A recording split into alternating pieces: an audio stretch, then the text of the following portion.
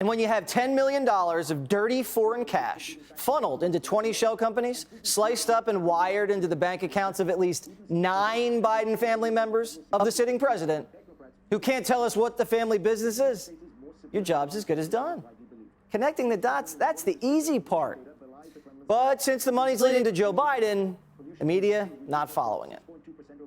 James Comer offering new details to bolster his claims that members of Joe Biden's family, including his son Hunter, received millions of dollars in payments from foreign entities in China and Romania. But so far, Republicans have failed to unearth any payments to Joe Biden while he was vice president or after leaving office. And their report today does not suggest illegality in the payments from foreign sources. In other words, foreign bribes are now legal. As long as the money doesn't actually hit Joe Biden's checking account, the president can go out, execute American policy in other countries, and then have his family rake in millions in cash bribes from those same countries. And it actually is illegal. That's why Hunter's under investigation for tax evasion and money laundering. He did things that they threw Manafort in prison for, like foreign lobbying. Plus, there's a little something called the Foreign Corrupt Practices Act. And I haven't even touched the national security damage the president's now basically bought off and compromised. But the New York Times just flat out said, quote, House Republican report finds no evidence of wrongdoing by President Biden. And Politico says Comer's explosive press conference raised fresh questions about their ability to ultimately capture their white whale, the president himself. Yes, of course. Joe Biden has nothing to do with the Biden family. Joe Biden flying family business associates into China and coming back with cash has nothing to do with Joe Biden. Joe Biden's brothers taking Romanian money after Joe Biden meets with the Romanian president has nothing to do with Joe Biden. Joe Biden's bank accounts that he commingles with his family also has nothing to do with Joe Biden. The voicemails, the text messages, the emails, the wire transfers, the photographs definitely don't connect Joe Biden to any of this. Do they think this is normal? They think it's normal behavior for presidents' grandchildren to receive wires from foreign nationals. If they think it's normal behavior for a president's family to set up 20 companies and have emails where they use code names talking about that president, all while they're receiving payments from foreign nationals while the president or vice president's in office, then that's their opinion. But I don't think the average American sees it that way. Ducey, ask Joe Biden what the $10 million was for. Did Hunter build a building we don't know about? Or did he make a product we haven't seen? The only thing I've ever seen Hunter make is love. And the closest thing we have to a business office is the White House, where Hunter's business partners visited 80 times when Joe Biden was vice president. Yeah, Hunter's business partners visited 80 times when he was VP. Doesn't have anything to do with Joe Biden. They were just on sightseeing tours, probably. Hunter Biden's business partners meeting with Joe Biden's staff and State Department officials were probably just friendly get-togethers. Yeah. Now, if you want evidence, how about this? Why did the Biden campaign get the CIA to shut down the Hunter laptop story if Joe wasn't involved? If the laptop's filled with your run-of-the-mill business documentation, so what's so controversial? Why'd they have to lie about it?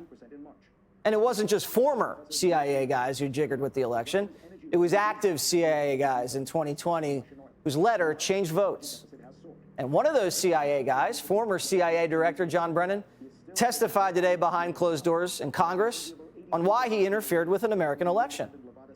And Democrats are defending dirty CIA directors.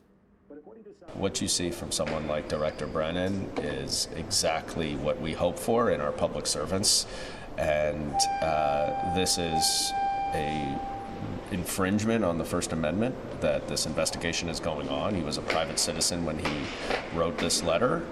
So former CIA directors can now interfere in our elections. That's the new rule, as long as they're private citizens. So foreign bribes are fine, and CIA interference in our elections is fine. Got it.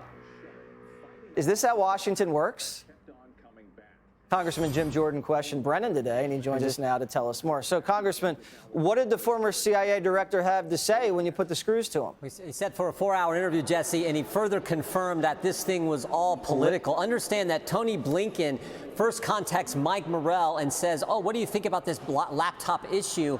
And then Blinken later that same day, October 17, 2020, sends Mike Morell the USA Today article, the story, that story gets put in the very letter that John Brennan, Mike Morrell, and 49 other former intel officials sign on to. And they, again, just didn't sign on as Mike Morrell, private citizen exercising his First Amendment rights, John Brennan, private citizen. They signed on as former acting director of the CIA, former head of the CIA. They used their title. So yeah, we expect Mr. Goldman talked about public servants.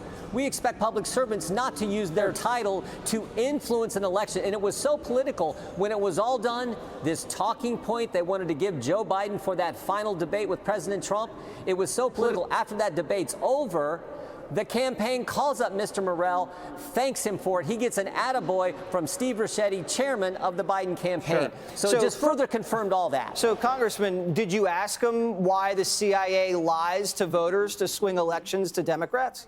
We asked him about what took place in the Publication Review Board, where it looks like someone, based on what Mr. Carrions, another individual who signed that letter, who had a different matter pending in front of that review board, gets called in October by that review board, and they said, your book is fine. Oh, by the way, would you like to sign on to this letter? So a current employee of the CIA was actively soliciting people to sign on to this letter that was used in a total political fashion with all their names associated, so Joe Biden would have a talking point in the debate. Why do you need a talking point if the laptop's not real? If it's all fake and Russian information, why would you need the talking point? And he presented it as if it was all organic.